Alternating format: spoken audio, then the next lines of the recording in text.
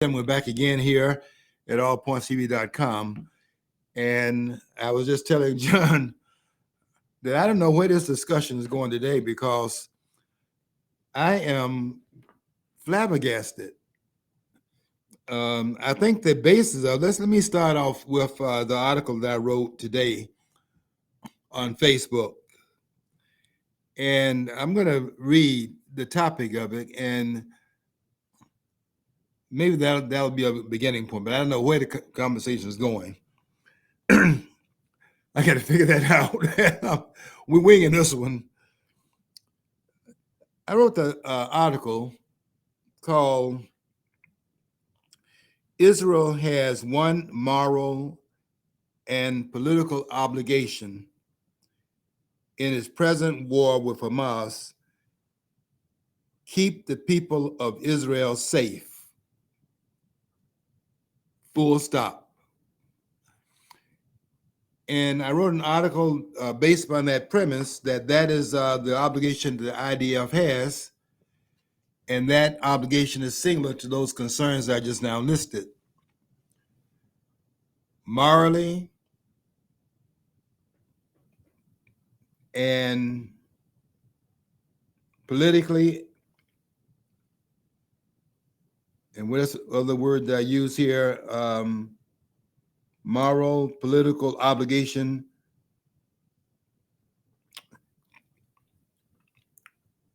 I think that pretty much sums it up. Moral and the political obligation to keep its people safe. And that's the only moral and political obligation that it has. And boy, did I stir up a hornet's nest in writing that. People that and I still have a lot of, I don't fall out with people because they disagree with me. I love the fact we have a chance to disagree and without being disagreeable. I guess I'm wearing that out as well. The idea of disagree. I think if you disagree, you're being disagreeable. But we don't have to. But we don't have to become enemies in the process. I think that would be a better way of saying it. But some people I have a lot of respect for, and these are people that on my post constantly when I write things, I get a lot of feedback from them. And we are 99 and 9/10% on the same page most of the time. And I don't need 100% or anywhere close to that agreement or anything. We're having this is public dialogue. I write in order to be in the public eye, to have a dialogue. This is not a monologue, and it's not a dictatorship. I'm open to challenges, and I'm open to information that someone has that I've not come across. But when you give me on my post today, a person with a PhD degree, and the person's talking about when it comes down to who made the attack 2 weeks ago on those civilians, and this person with a PhD degree is talking about it might have been, I have to, I can't accept that.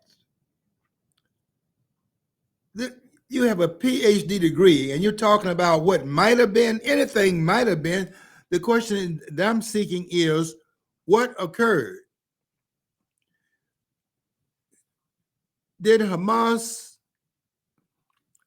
see? I'm getting information about what it amounts to the price of tea in China. People talking about Israel is an occupier on Palestinian land. Okay, fine. I understand all of the claims that are being made about the occupation. Israel is a outlaw state. I understand all of that, and I also get that there are these clandestine operations that are carried out by governments that make up seem like it's down and down seem like it's up, and they engage in these conspiracies in order to affect an agenda that's politically to advance a cause of their own making and things of that sort. I understand that. But when I ask for information that refutes, in this instance, whether or not Hamas launched this attack two weeks ago, and people started telling me it could have been someone else, it could have been Mossad, okay, it could have been the Tooth Fairy. I'm not interested in what could have been. There are facts to be found out in this case, and my question is the claim that came out of the mouth of one of the Hamas leaders. Because I've been watching everything and reading everything, staying up half the night to make sure I don't miss anything in the wee morning hours and so on. I've been staying up watching all the things that come across. I'm even listening to networks that I never listened to. I mean, I can't believe that I've been tuning in MSNBC. I mean, give me a break. I'm actually tuning in CNN. What's wrong? What's wrong with me? I never listen to CNN. I don't like to tune in what I know to be fake news. They're not interested in reporting anything but propaganda. And that's becoming increasingly the case with Fox. The network of note to me today, and that could change also. I'm not glued to a network or any commentator. I want the facts. I'm Joe Friday here. And when I ask the question over and over again for those who got on my post today, and I ask the question, do you have any information that refutes the claim that the attack 2 weeks ago was a Hamas operation? And it started telling me about the occupation and how Israel has treated the Palestinians and all of that. I understand all of that. I have more information about that than most people have about it. I'm very much aware of the grievances of the Palestinian people. Have you ever been, Beth? You travel quite a bit. Have you ever been to Israel? Or never been to Israel. Okay, I didn't know. I've been in airports where people are on their way over there, but I've never been there myself. And when they tell me they're going to holy ground, they're going. When I ask them why are they going to Israel, they say they're going to the Holy Land. You know, that is, they don't even. I'm just thinking the people. Where are people intellectually in this country? Where you were born is Holy Land. Where you live is Holy Land. Like I point out to people in the teachings of Christ that I've read considerable amount of that over my life. I never seen anywhere where he requires or commands his followers to make a pilgrimage to the Holy Land, or what the alleged Holy Land or whatever, which is almost a sense of irony because bloodshed has been rife there since the time began. So calling a holy land, in my conception of holy, it's not a holy land. But I've never seen that. Christianity doesn't teach that's a necessary part of your faith is to make some kind of pilgrimage or pay homage to that country. But that's my opinion. Yeah, if a holy land is any land where holiness is practiced, and there's no land in which that takes place in this country, in this world. Where the Holy Land, you fly over, and if you are from I'm talking about the African American, the idea they want to go to holy ground. Why would that not be Egypt in the sense that much of that which comes out of that which is considered holy, written in the Bible and so on and so forth, what if it has a much older text that can be traced to Egypt, where even the words are the same, and it predates that which is written in the biblical claim, Why is that then? If it's the predecessor to that which is written in the Bible, why would that land not be holy and the land of that which is obviously the borrower of it be holy? I mean, I read the book by James Breasted, who is considered by many, if not most, to be the premier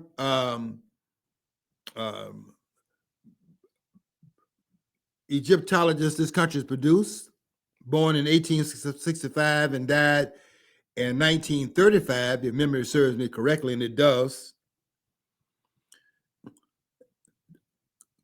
Go read James Breast's book called The Dawn, D-A-W-N, The Dawn of Conscience. And go in there and read where they have the words of Amenemope of Egypt in 1300 and something BC, and then read the words right next to it, because they put the words side by side in this one chapter of the book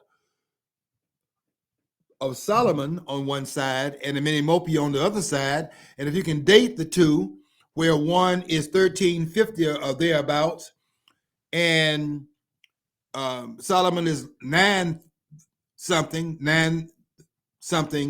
BC, 900 something BC, and the words are almost identical, then there's no doubt about which came first. This is the chicken and the egg story. Which came first? If 1300 BC come before 900 BC, then the plagiarism is not that of Amenemope, it's a plagiarism of Solomon, because the claims are the same words. The other thing is too, maybe we can fold this in here just to give a food for thought. Okay, in the book of Acts, New Testament, there is Philip comes across a man sitting in a chariot reading from the book of Isaiah. He's a eunuch from Ethiopia, this individual in the chariot. Mm-hmm. He's reading, keep that in mind. He's reading from the book of Isaiah. So that shows that somehow the religion of I would say the Middle East Mm-hmm. is now over in Africa and on the African continent. He's Ethiopian and he's reading from the book of Isaiah, and that doesn't say it's okay. Now at that point, there was already a translation from Hebrew into Greek that's called Septuagint. Mm-hmm. So they didn't say in the scripture, in the book of Acts, if that was if he was reading the Hebrew or the Greek version of it, Septuagint. But they also claim that whenever you hear quotes in the New Testament, Jesus and his disciples, when they make quotes from scripture, is from the Septuagint version rather than the Hebrew version, because there was lingua franca, the Greek was. Okay. So, just keep in mind. Another thing to keep in mind too, Abraham was from what we call Iraq now, Chaldea. Okay. He was a Chaldean. Mm-hmm. So all this thing about, this one group that we can clearly define is, the progenitor of all this stuff is really shady from the beginning, because there's already a mission within the scripture itself of a cross-pollination going on, of pollination going on. Mm-hmm. There's a cross-pollination going on. Yeah, John, I'm aware, I'm really well read in this area that we are talking in. And when I have a question, I'm not going to accept conjecture as an answer to the questions I'm raising. And I can't accept scholars that have PhD degrees be telling me about it could have been something. It could have been a lot of things.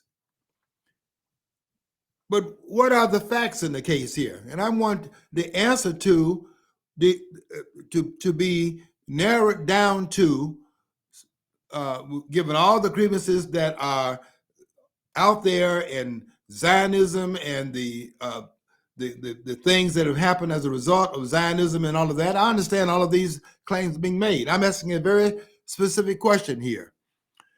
And the question I'm asking is, the attack on those women and children 2 weeks ago, was that a Mossad operation or some other entity other than Hamas? And if it is, bring forth the proof so that I can correct my own narrative and what I'm writing in about what occurred here. But I'm aware of all of the theories that people are talking about. I'm a theorist about these things as well, within more narrow limits, because I think you can go off into, you can be a conspiratorialist without going into a lot of conspiratorial areas of which you cannot bring forth any fruits to bear upon the conversation that you're having. In other words, there are conspiracies to be sure, but you can get carried away with it to the point where you're speaking away from that which can be documented within its conspiratorial claims. I read today, for example, on the post I wrote, we're talking about what occurred 2 weeks ago. All of a sudden, people are writing about the assassination of John F. Kennedy, Malcolm X, et cetera, and all the other. And I'm asking, what does it have to do with the price of tea in China? We're talking about a specific incident here. They're just trying to, that could be an attempt. Somebody who wants to discredit any claims, it could be an alternative source of information, because he's trying to cloud the water, muddy the water by saying, well, look at all these other conspiracies. Well, and then get them off, going down the proverbial rabbit hole. That's what it looks like to me. Yeah. I want to stay focused on this issue about what occurred 2 weeks ago. I know about the occupation. I'm very much aware of how that was in fact attended, how the Holocaust from 1933 and the 12-year period thereafter to 45, the reign and rule and the oppression brought forth by Hitler. I'm aware of that. The 6 million Jews that are claimed to have been involved in a Holocaust of the making of the German, of the Third Reich. I've read the rise and fall of the Third Reich, probably the Bible on that area of history. It's a mammoth piece of work. I read every word in it. So I don't come here with conjecture. I will not tolerate in these discussions, these public discussions, I can't tolerate a person with PhD degrees talking about it might have been. A person by the name of Dr. Giraldi. It might have been, and you have a PhD degree.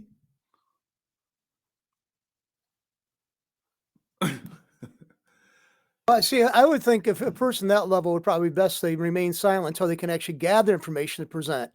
But I'm going to throw this out there. One commentator said basically though, if it's there's no proof of either way, but this certainly does kind of work to the supporters of Netanyahu, Benjamin Netanyahu, keeping him in power, because there's going to be a perception he's the only one that can actually oversee this, through its final culmination of where it's got to go. And because his challengers certainly they would be perceived as more weaker to be able to deal with the situation. So basically, it's ensured that Netanyahu is going to be in power for a lot longer time. So that's one question that's got to be you keep in mind. But I think from what Hamas claimed responsibility soon after attacks or during the attacks, and that's my point. Yeah, and Netanyahu his power is not enhanced by this attack. You ought to listen to some of the people on the street talking about Netanyahu and asking, how could this have occurred? Who dropped the ball here? Certainly, because that one commander they saw taken out of, they got pictures, video of him being grabbed up by Hamas. He was in civilian clothing. They knew exactly where he was at. He wasn't in his uniforms indicating he was at workplace. They grabbed him from his home or going on about his daily life. So there's intel being leaked out to whoever it is. I mean, so that right there shows that there's some serious things afoul in that country right now. There are multiple roads here, and I know the conversation is kind of like scattered a little bit, and it'll be scattered because I'm still putting a lot of things together, but a lot of it I already thought about in terms of the claims that the question I'm raising here, because I'm raising very specific questions. Because a lot of things that are not appropriate to this conversation, although I do understand that the issue is much broader than just one event that occurred in a specific period of time, when the issues date back to the occupation of Palestinian former lands that Palestinians were on, that they're no longer in control of. And I understand that that's an issue that's much broader. But I'm raising here the specific claim of what ignited the present war is getting ready to go on now on the ground in Gaza, that's been launched as a result of this attack. And I'm asking, was that an inside operation, or was that Hamas? That's all I'm asking here. The rest of it, I know all of that. I can even tell you that when they looped the U.S. involved in the problem in Kuwait, and they had representatives from Kuwait on TV, and this one person was sobbing about how they saw babies being taken out of the incubators, they were smashed on the floor, and all of that. Yeah, look, we did an investigation of that to find that was not true. Anything that the way you get to the person's heartstrings in this country, you see it in these pictures where they show these hospitals taking care of children, and they got children being operated on 18 and 19 times. That pulls at the heartstrings of the American people, because we are a very sympathetic country along those lines. It's easy for Americans to be given when they find human suffering anywhere on the planet. We're the first to respond to it. And the way you get to Americans is show them anything where suffering is there. And where suffering is there, our persons are there as a way of trying to respond to it financially. That's just the way that's the kind of people we are. Despite the fact that I don't have any confidence in our government. None.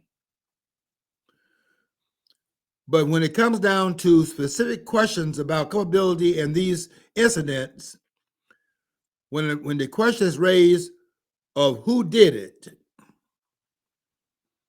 and I see people writing, it could have been Mossad. It could have been Mossad.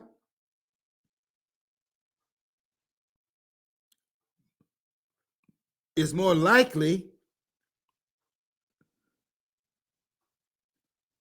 and I can say it's more likely not Mossad, but that doesn't get it either. The question is, has anyone taken credit in a hierarchical position in the organization that came out and took responsibility for the attack? And I have to tell you, when person tell you that they are behind the attack, to know what comes as a result of it, if they get out there in the public mainstream and say that they are the ones that were in back of it, there's no reason not to believe them. I was up early this morning, as a matter of fact, because I've been staying up almost all night watching everything, because I want to know because when I get out there with my provocations and that, not that anybody is going to do what I'm saying, and I'm not trying to inspire anybody to do anything that I'm saying, but when I write, I try to be accurate in what I write in public, because I have a responsibility to get it right. And if I get it wrong, I'm willing to come back and say that I got it wrong, because I don't want to be out here wrong. I want to be speaking to what the evidence is. And when you have a commanding official say that this attack was because Israel is an occupier of Palestinian land, and I know that's the base of the grievance going back to 1948, I have to believe that the person will not be saying that to take responsibility for what somebody else does, if that will in fact give him credit in the Muslim world that they did it. And I saw it out of, and I saw the person being asked about that by a person in the Middle East that was in fact trying to be middle of the road and was asking, how do you justify the attack on women, on children, and even the decapitation that's written about in the New York Post? I'm not talking about the New York Times here. I'm talking about people that have checked the sources about these alleged decapitations. I have not been there. I have not seen it. I have not uh, uh, telling me the pictures are too gruesome to be shown. I've not seen the pictures of it, but I have read where persons that were there have said that they, first of all, could not believe it until they went and checked with multiple sources and saw with their own eyes, and they made the report of it. And these are multiple sources that have said so. Now, if what I've asked for is that here's the claim that's being made.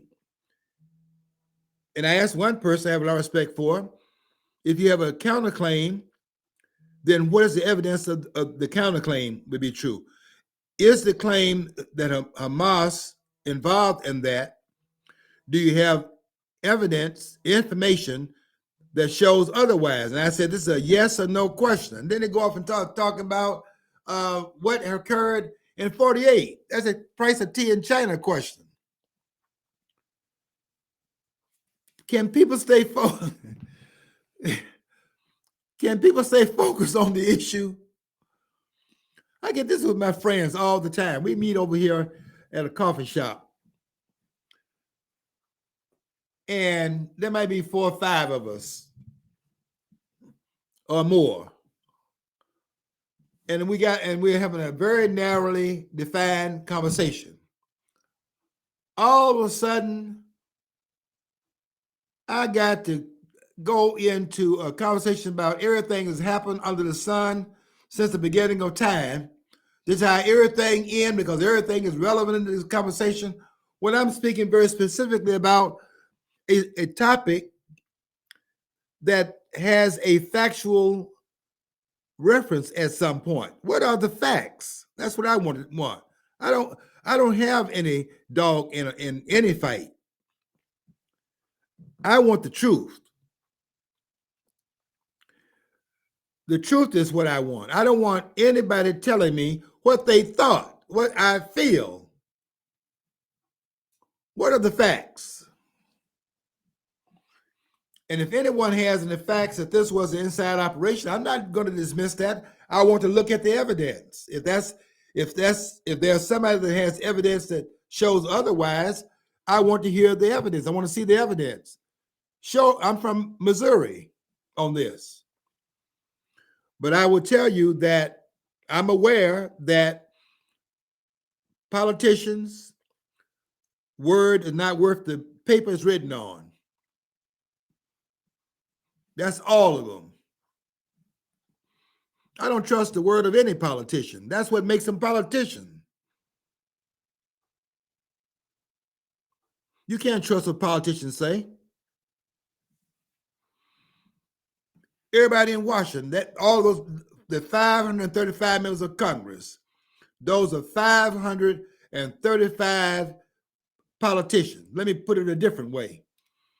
There are 535 people in the Congress of the United States who are experts at deception. That's what they do.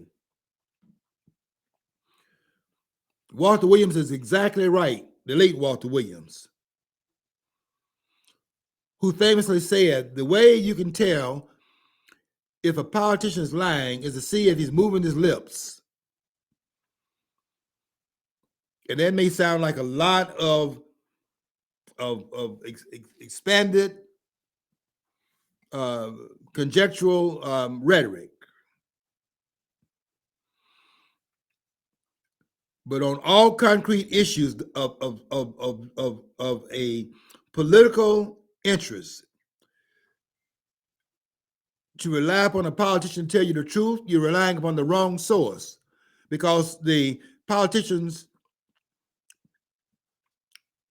view of things is that which will get the politician elected and get him reelected. That's the basis of what they say. And because that is the basis, nothing they say should be taken on face value. It has to all be checked out. Don't believe anything a politician says. It doesn't matter if it's in the Democratic Party or Republican Party. Let me add that, because it's not a party issue. It's a political issue. Malino said this before they took him off the air. And he said, politicians lie. That's what they do. If you tell me a politician said this, this, and this, and they call me all the time. They call me all the time asking for money for this candidate and that candidate. And I used to throw money out here to this one and that one and all. I don't do that anymore. My answer now is I'm only going to support one person, and that's Donald Trump. And I do that because I see that he's the person being targeted by the ruling class. And that's all I need as a compass of where my money goes. Because if they're targeting Trump and they do not want him back in power, and if in fact I know that the Trump administration was overthrown by an illegitimate election, I know that to be the case, because I'm the premier scholar on the Constitution in this country. And I will tell you this. In fact, I would tell the team Trump this. They made a wrong turn going down the wrong road, blaming Dominion machines for the impropriety of that election. They should have stuck with what's required in Article 2, Section 1, Clause 2 of the Constitution of the United States, to see if that which is demanded by the Constitution was followed in this election. And if it's not followed, then the election is illegitimate, because if it's unconstitutional, folks, it cannot be legitimate. And Article 2, Section 1, Clause 2 says the legislative body shall choose the electors.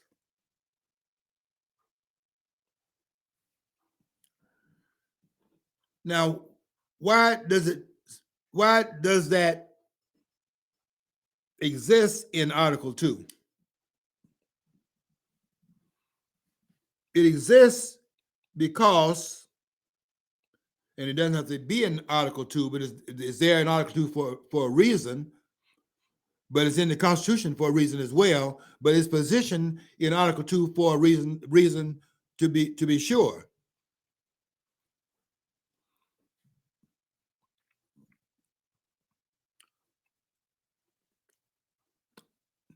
Article 2 establishes the executive branch of government, and is placed there because the executive branch of government is the enforcement branch of government. And it says here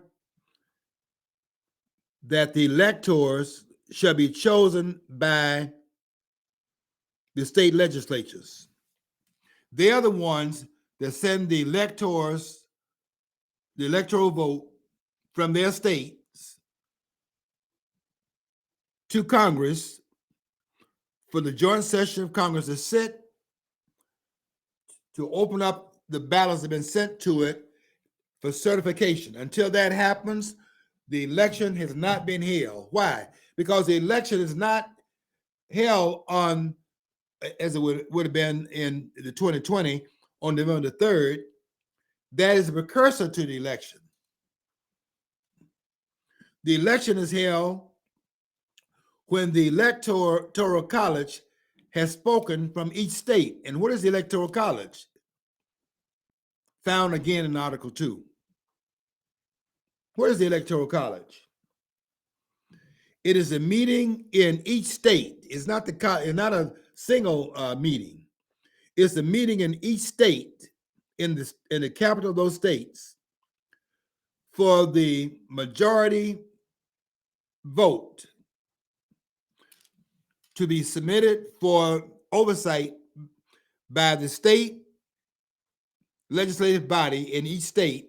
And once that has been certified at that level, then that certified vote is put into its package, sworn to, put an affidavit with it, and then submitted to the Congress of the United States. That's why they're in Washington, January the 6th, because the process is not played out yet. That's why I can tell you that all those that are saying they were there to overthrow the election has not even been held yet. But they know you don't understand the process. That's what they tell you. They were there in creating an insurrection. You can't, in order to create an insurrection, have to be up there to overthrow the Trump administration, because that election had been certified 4 years earlier. There has been no certification of the election in 2020. 21, January 6th was to contest the certification, because there were questions being raised as it was required by the Act of 1887, called the Electoral Act of that year, coming out of some improprieties that had been manifested in the election of 1876, 1880, and 1884. Particularly the election between Samuel B. Tilden, and Rutherford B. Hayes in 1876. It raised the eyebrows that there was something that the Amendment 12 had not fixed. And so now we have to open it up so as to fix that which had not been a problem before, but now we are seeing the problem. It really was a problem before, but now it is out in the open as a problem before. Therefore, Congress passes a additional act so as to clarify all to happen when what occurred in 1876 occurred. When that occurs, what do you do? And what was decided in 1876 was, and by what had occurred in that year, is that 3 states,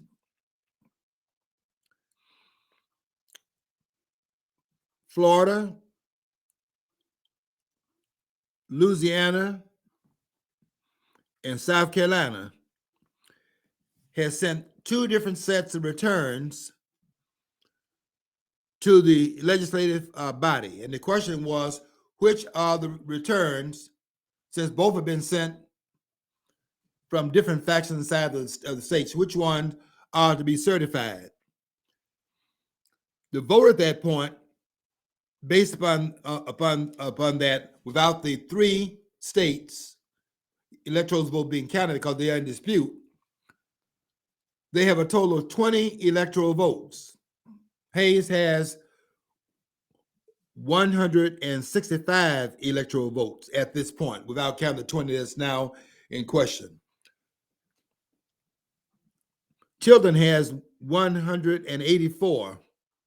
He needs 1 more electoral vote. But because it takes 185 and nobody has that, now they're in session as to what ought to occur, because something has occurred here that never had occurred before. It hadn't occurred in 1824 in the election that saw the election between Andrew Jackson and the son of John Adams, the second president. John Adams' son, John Quincy Adams, is a candidate and he's running against Andrew Jackson, the outsider, but the Indian fighter, and the election has issues there, but not enough to raise the eyebrows to the point where they felt they needed to, in fact, do an addendum to that which is written in the Constitution, and then make a claim of how it ought to operate if these circumstances prevail. But then it could not be avoided. That was in 1824, by the way. It could not be avoided, so that in 1876, now it's unavoidable because they've sent in different returns. What do you do in this case right here?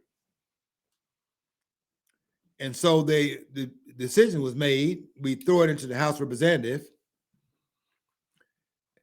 And you do that by having a committee where the committee will look at it and they will bring back their findings and a recommendation to the state, to the Congress. 8 of whom were on this commission. There were 15 of them altogether. 8 of them were Republicans and 7 of them were Democrats. And 8 Republicans stood with Rutherford B. Hayes. The 20 contested electoral votes would be added, therefore, according to their particular claim, to the one that had 165 electoral votes. The one that needed one more vote did not get the one more vote, and it went to Hayes, and Hayes get 20 electoral votes, gave him 185, and he wins the election by what amounted to backroom dealing. Made a deal with the southern states. That's where this was taking place: Louisiana, Florida, and South Carolina. South Carolina having led the secession in December the 20th, 1860. That vote is Southern vote, and the South wants those troops out of the southern states. And the deal making in the back room was, if those 20 electoral votes were cast for Hayes, Hayes would in turn pull out those troops. That's the deal was in fact made. But the problem is, it's suborn the electoral process put in place by the framers of the United States. And because the brokenness had occurred, and then in the election of 1880, you have some other things that are occurring, and it's reoccurring in 84.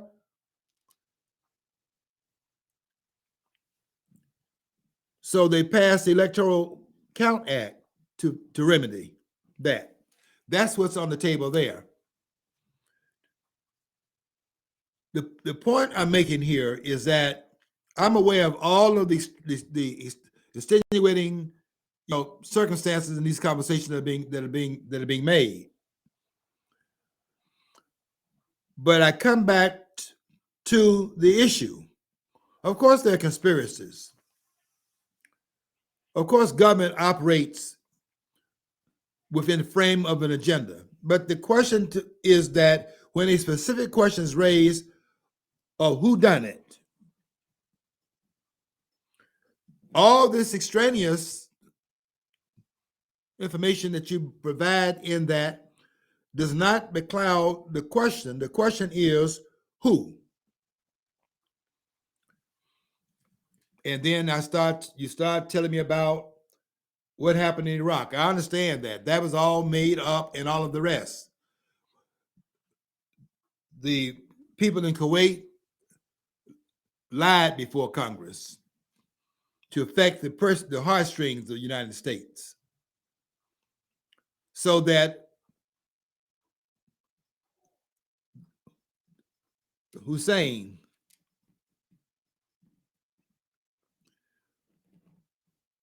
would be the culprit that would affect and justify the attack on Iraq. And I'm aware that they wanted to make the attack because Bush 1 had stopped short of going into Baghdad and grabbing Saddam and throwing him out of power when they had the machinery to do so, but he stopped short of doing that, thinking they had so weakened him that they could now back off, and then the internal ambitions would reverberate in Iraq, and it would be an inside job done by the Iraqi people who carry out the rest of it. They underestimated Saddam Hussein, who had stacked up billions of dollars in a house of dollars stacked up in a room full of U.S. dollars, which allowed Saddam to pay off his soldiers and maintain his support among his what do you call that? The guard, the special forces around Saddam Hussein. They thought that they would fall away and not support Saddam. Saddam weathered the storm, and they weren't ready for that. He's still in power when George Walker Bush came in as President 43.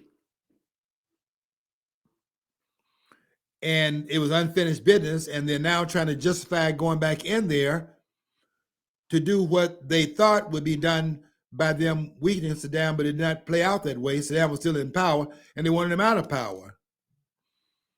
So they orchestrated the event, made up out of whole cloth lies to the American people. They do that. That's what politicians do.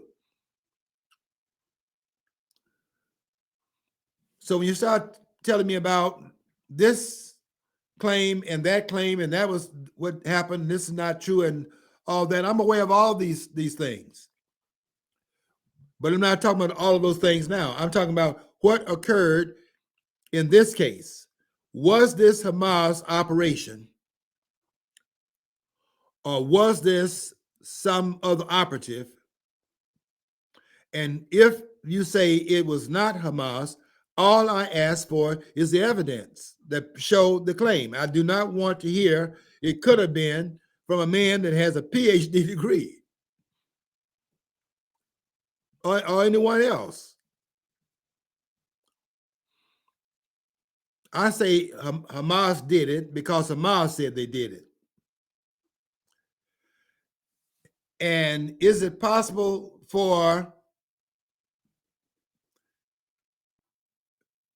the attack to be made with all the high-tech things they have in place in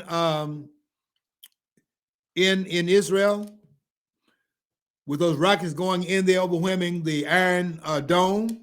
The Iron Dome is just the interceptors to go up there to meet the attack. Can that system be overwhelmed? Every system can be overwhelmed. Was it overwhelmed in this case right here? Yes, some of the rockets got through, because the way it was defeated was continue a massive aerial assault. And while that's now being attended to, also going on was the assault by land and by sea.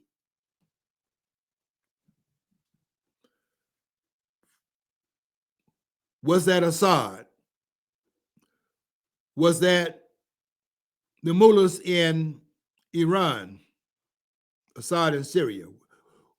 Was it the mullahs in Iran? Was it Mossad? If you say it is these other entities, you have to give the evidence that would be something that should be considered based upon the evidence. I asked for the evidence. What I'm getting is it could have been, and people that have gone through and got the training, they're speaking like this. I can't believe people that have PhD degrees are speaking like it could have been. Who talks like that with that kind of training? It could have been. Of course it could have been. But what is that Hamas has come out and said that they did it. And until I get some information where it is saying that Hamas lied and it says they didn't do it, then that changes the calculus. It doesn't change the calculus for you to say it could have been somebody else. Of course, it could have been somebody else. It could have been some people operating inside of Israel that's an inside operative. In other words, governments can be infiltrated. You have that here. That's what Joseph MacArthur was talking about.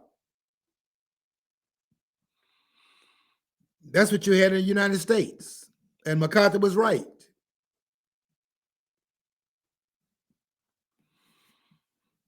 I read Chesky's book, A Conspiracy So Immense.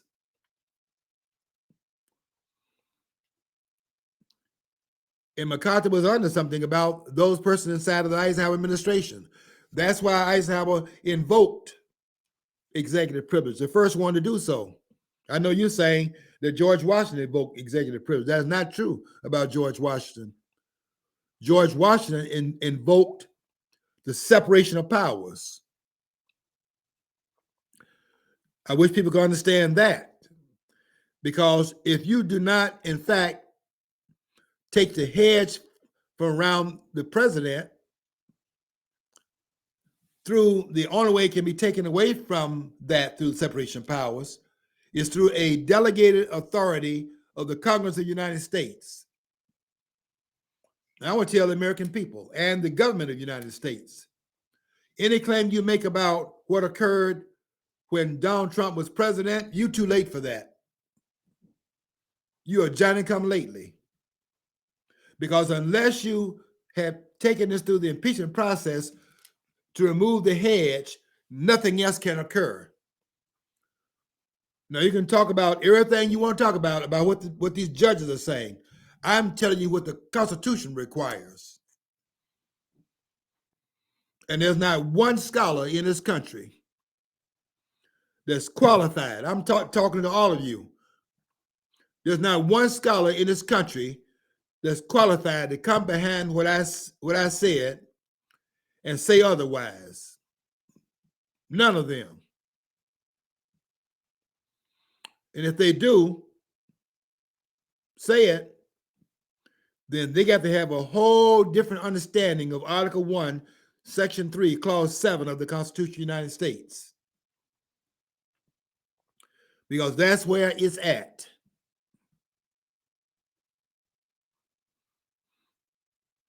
And you need to go and understand what that is saying here. Because what that is doing is that it says that if the president is impeached and convicted, then after that has occurred, which means that hedge around the separation of powers of that office holder, the hedge has been removed because they've carried out a constitutionally mandated process, the impeachment of the president. Once that has occurred and you got a conviction based upon the impeachment of specific charges, Alan Dershowitz, and the specific charges are treason, bribery, and other high crimes and misdemeanors. And for you silly scholars to be talking about you need that in order to bring about impeachment, where is that said as an Article 1 provision in the Constitution of the United States? You see, these people are confused. I'm not confused. Not about that.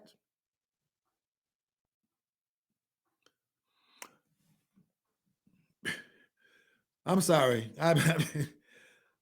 I get worked up about this because we are off the mark in this country. This country has lost its mind.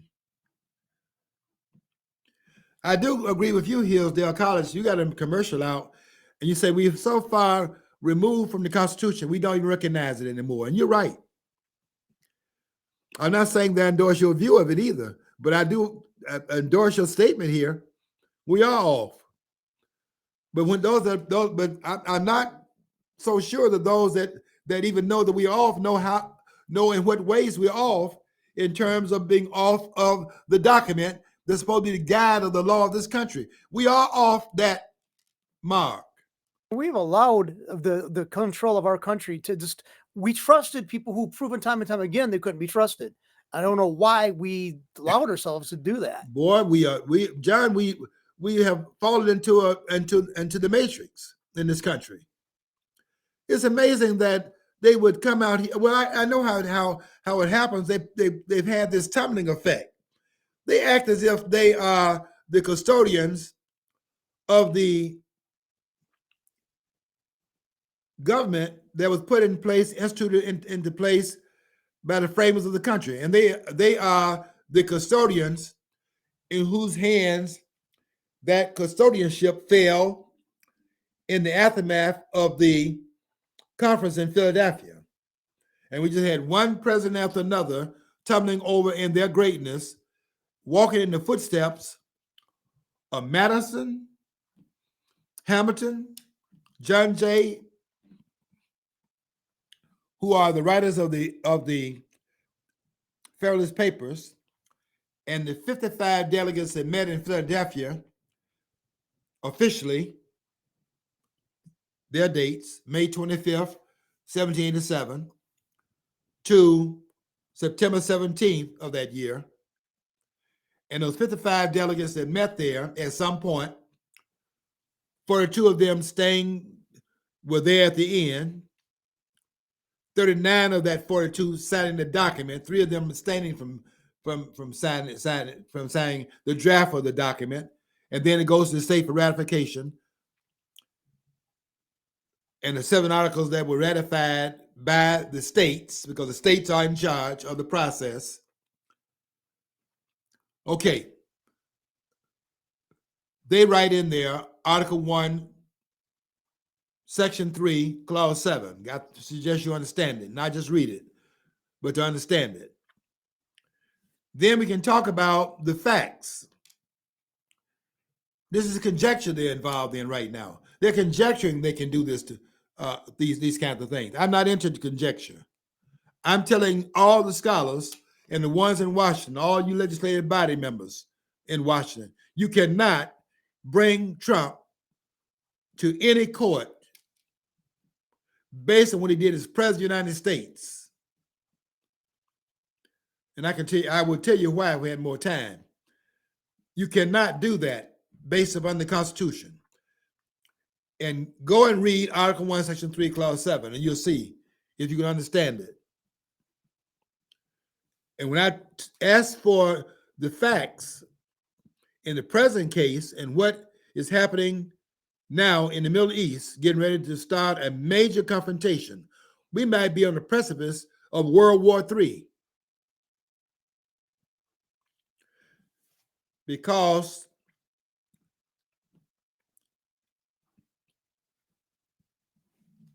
Hamas is tied into Iran. And if Hamas hands are on this event,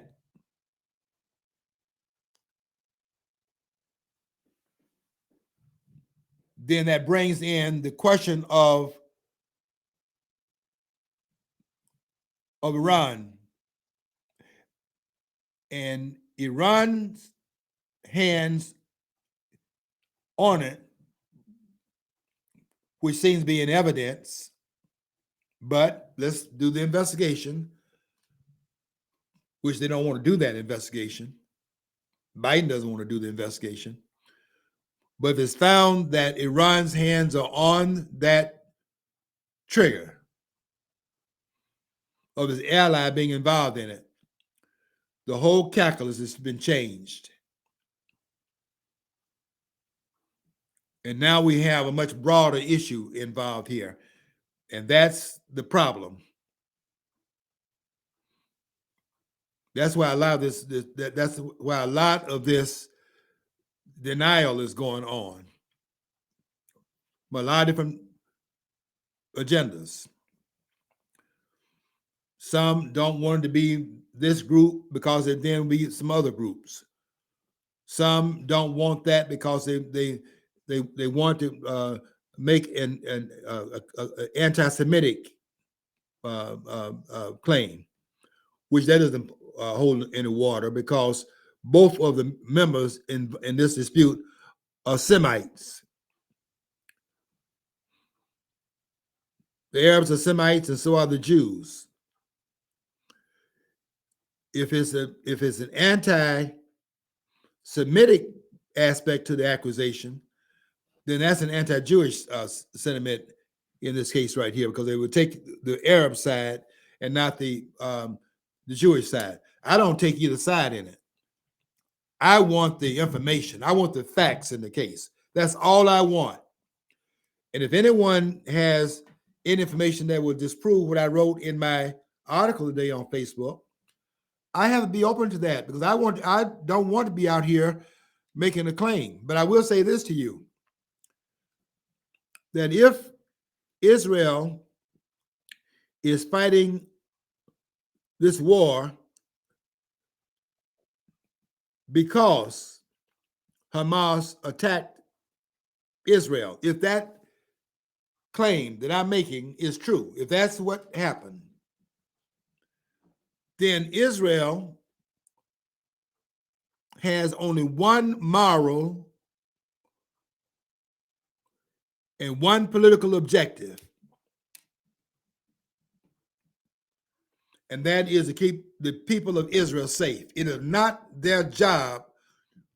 You're not going to like this, but it's not their job to keep the people in Gaza safe. Sorry, it doesn't work that way. Our government needs to understand that. It's not your job to go around the world and have 175 bases around the world to keep everybody on the planet safe by your design. Your interference, for example, in the internal affairs of China, in terms of dispute between China, mainland China, and Taiwan, as it's called today, but formerly called before 1949, called Taiwan. I'm sorry. It was called Formosa before it's called Taiwan. Chiang Kai-shek, who when Mao came out of the mountain in 49, Chiang Kai-shek, the nationalist, was pushed off the shores and set a government up in Formosa. To change the name of it does not change the narrative of what occurred there. But Chiang Kai-shek lost. Now this civil war, this dispute, Chinese in one and Chinese in the other, that dispute right there is their civil war. And the U.S. is talking about defending Taiwan.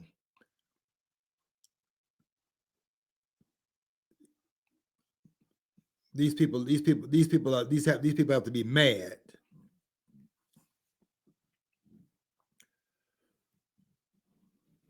That dispute has been resolved between China and Taiwan over there. Now, if you can find some national security interests we have over there, I'd like to see it. I'd like to see anything that justifies the American government having 175 bases around the world. I need to see that, particularly when you're claiming over here the Monroe Doctrine of 1823, where nobody's allowed in your backyard, although they're in your backyard right now, because they're calling you on your perfidy and your contradictions in terms of your claims for yourself that you don't recognize for anyone else in the world. That's a problem. And they're challenging you now. That's what BRICS is about. And other nations are signing up. That's what the abandonment of the dollar is about. The U.S. hegemony in the world is being challenged. That's what's going on right now. The monopoly on the lens of how the world is to be viewed is no longer a lens that is put out there for the world to see through the lens of the United States of America. That doesn't work anymore. Particularly when the world is asking they're not even asking. They're now more convinced than they are in this country that we have an illegitimate person in the White House right now. I would concur with that. We did not have a legitimate election in 2020. And that's not anything unusual in this country. The idea that you have pristine elections here but nowhere else on the planet. The politicians are politicians everywhere else, but here they're honest. I'm not buying that. The record doesn't allow that to be held as a concrete way of looking at how this government operates in Washington. The government in Washington probably is the most corrupt government in the world. And why would it be that? Because it, as the premier currency in the world, everyone has to do business based upon the currency of the dollar, and they come through here for the settlement and security and stability of their own countries. Therefore, the U.S. has been in a position to be the kingmaker, and there are monies that come with that authority, and that's why people are now saying that there's corruption in other countries, but it may well be the case that, and they're not saying may well be the case. They're saying outright and out loud, America is the most corrupt government on the planet. It would be that because of the position the country holds as a dollar being the currency exchange as the Bretton Woods Agreement in 1944. So you're not telling me anything that I don't know about the conjectural claims, but I'm asking specifically here about the common denominator. What are the facts in the case here? And right now on the table, it looks like Hamas. And if that's true, everything else is off the table, and Israel has a responsibility to go into Gaza to stop those missiles from coming into Israel and to do whatever's necessary to stop the attack on the people of Israel and nothing else. I know what you're going to be saying about it's not, what's the word they use about it's not parallel to the attack. It won't be parallel. It won't be an eye for an eye because the numbers don't justify that. There are 9.3 million people in Israel. It's not going to be an eye for an eye. It's going to be an eye for multiple eyes. And when they go in there, anything that's in the pathway of getting to Hamas is going to be removed, whatever it takes. That's what's getting ready to happen. Won't be targeted, as it was in the case with this attack where the children are being targeted, but there's always collateral damage in war, and it will be that way in this war as well.